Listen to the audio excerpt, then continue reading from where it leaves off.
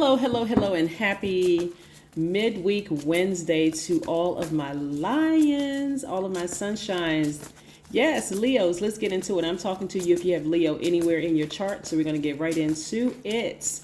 Yes, yes, yes, yes. This is a general reading, so take only what resonates with you. If you're interested in a personal reading, my information is down below in the description box. I'm also adding the titles of the books in the description box as well, because I know a lot of you all have sent me text messages letting me know that you've purchased the books that you see in the background on my table here, which is great for the authors of those books.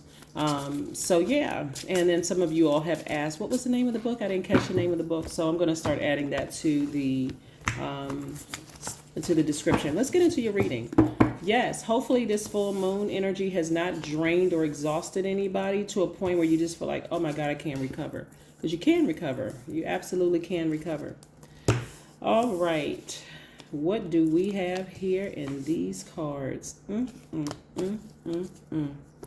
Well, first and foremost, I'm seeing somebody learn how to take their power back using their strength. Here we have the strength card right here, which is your card, Leo. You see this number 8 right here? It's the money exchange number, right?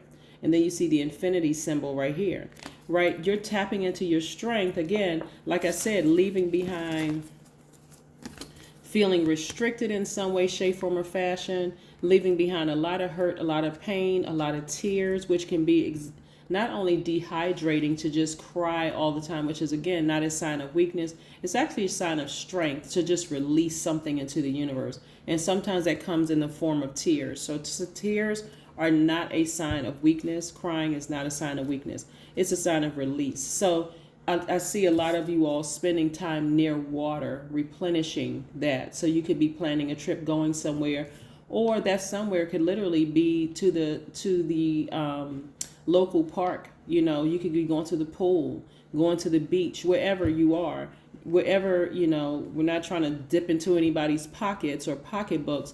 And I'm not suggesting that you use your money to go on a trip. But again, if you have a local park and there's a lake, a stream, a pool, or whatever, or if you don't feel like even doing that, because again, this can be quite draining, crying and being frustrated. You may not be shedding tears, but just telling everybody how this person hurt you, or these people hurt you, or how you're used to being betrayed and that kind of thing. Again, that can be dehydrating.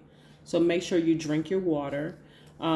Make sure you get outside if you can to use that sun to remove that stale energy from you. This full moon was quite intense because it was we also had a lunar eclipse. So it was, like I said, the full moon on steroids. So everything was intensified. But again, I do see water being the element that a lot of people are using to move forward, you know, to write the new chapters of your life. But again, here we have this person right here. Part of you felt like you would never get to that place of saying, never, ever, ever will I allow somebody or energies to come back into my space. And look, here you are. You're there, right? You're at that space of not bitterness or anger or frustration. It's just more of, it just is what it is. I just need to move forward. I need to start focusing on me first. And this is why you're feeling rejuvenated, feeling like a teenager again. So kudos to you, Leos. Kudos to you for tapping into that strength. Because again, you don't want to lose sight. That's what the top of this 8 is for. This is your vision. How do you see your life? How do you see yourself? I know that you all are very caring sign. You're very optimistic. You all are natural leaders, loyal, honest, vivacious. You're very passionate sign. And pouring all that passion into something that you have to leave behind can be extremely draining. It can be. So if you feel like you need to get an extra rest, get some extra rest. Get some extra rest. All right, so let's see what else these cards have to say. Well, let's see. Oh, let's see what else we have before I pull these numerology cards. Let's see what else what else we have in this deck here. So yes, I do see you tapping into some strength. So, and just remembering your whole purpose while you're here. Just continuing on your journey, leaving some things behind, people, places, and things that you're leaving behind. Yes, and feeling rejuvenated, right? 7 of Swords. Yeah, you're leaving them and their secrets and their manipulative energy and gaslighting. You're leaving all of that behind, right? And just, again, you're moving forward. So this is great. Again, you're learning how to take your power back. Sword energy is air energy, which is your power and your intellect. You're taking all of those things back. Instead of you're even at one point somebody may have felt foolish because they trusted somebody or whatever. You're taking all of that back. You're just reclaiming all of that. Right? You made it make sense. You said, okay, listen, I was kind, I was nice, this person took advantage of me. And again, this is not you playing victim. This is just, it is what it is. I've gotten so used to being hurt and disappointed by people that maybe I just became desensitized to some other things, right? But it's a time to give rather than a time to take, right? So Virgo's ruling planet is Mercury, and Mercury is currently retrograde in Gemini. So Virgo and Gemini are ruled by Mercury. Mercury is the messenger planet, how you communicate, how you express yourself in words and writing, how you use reason, how you analyze things. So this is where you are absorbing, like, what source. This is why this person is by themselves. This is why everybody on these cards are by themselves. Whether you're in a romantic relationship or not, you're taking some time to be alone, like sort of in hermit mode, and a time to, while source is sending information, you're in receiving mode, but you're also giving thanks. You're speaking to source. You're just being grateful for where you are right now. All right.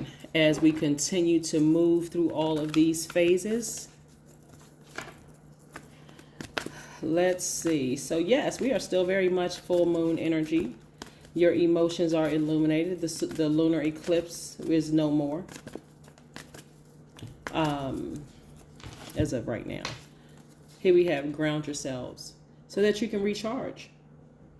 Yes, ground yourselves. This is also earth energy too. Virgo is an earth sign. So you may have Virgo in your chart, or you may even be on the cusp of Virgo. But nevertheless, like I said, looking at your cards here, this is where you're grounding yourself and you're in receiving mode from source.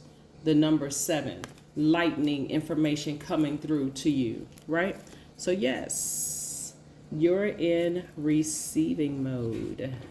Very, very nice.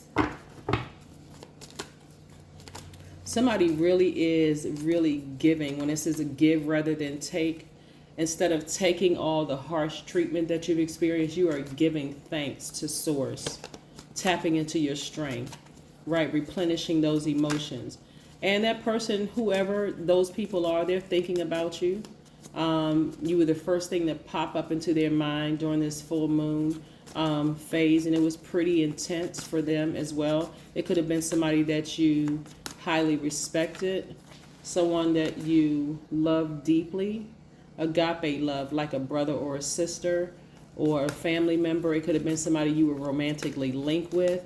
It could be several people that you were at the forefront of their minds of, just like, wow, they really don't want to have anything to do with me anymore, right? Wheel of Fortune. You haven't lost out on any money or any time. There was a lesson you needed to learn, that you could expand without them. That was the lesson. Got it? That you could expand without them. You could expand your business. You could expand your wallet, whatever you wanted to expand without them, right? Let's see what else we have here before we close out your reading. Let's pull these numerology cards and see what your number is for today. Let's see what your number is for today. When you really sit down and think about these phases that we're in, your number is 66. I am positive, right? Your number is 66. I am positive. When you think about these, really slow it down and look at these phases that we go through instead of just kind of rushing through life. It really is a beautiful journey when you really, really sit down and take a moment and think about how sometimes source has to do it for us, especially as a fixed sign being fixated on something. Sometimes source has to expose it to you over and over and over again to let you know you deserve better than this. You've been going to them when you should have been coming to me, right? Here we have, and I'm talking about source. 66, your guardian angel is teaching you the essence of unconditional love. You are encouraged to have faith that the universe will provide for you while you are manifesting your inner desires. Isn't that what we've been talking about the entire time? Of course, yes. So you should be thinking expansion. You haven't lost out on any time dealing with them, and you certainly haven't lost out on any money. Time is an illusion and money is energy, right? So again, source wants you to go directly to source instead of thinking that you can get there through certain other people. Right? So you should be thinking expansion. And so source will tell you exactly who to go through and give you that lift, right? Again, that's what I have for you, Leos. I will see you in a couple of days. Bye.